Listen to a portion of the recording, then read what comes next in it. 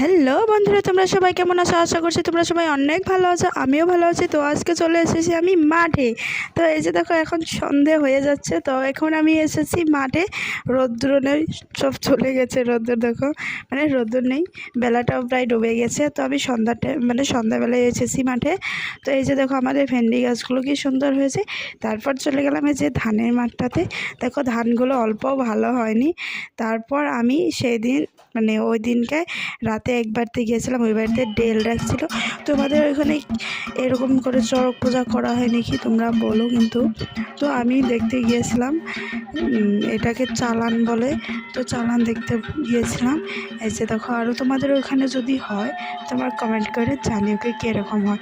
আমাদের এখানে এরকম করে নাচে, তারপর পুজো হবে, তারপর এরকম করে করে। তো এই যে নাচা দেখছিলাম বসে বসে। তারপর ওখান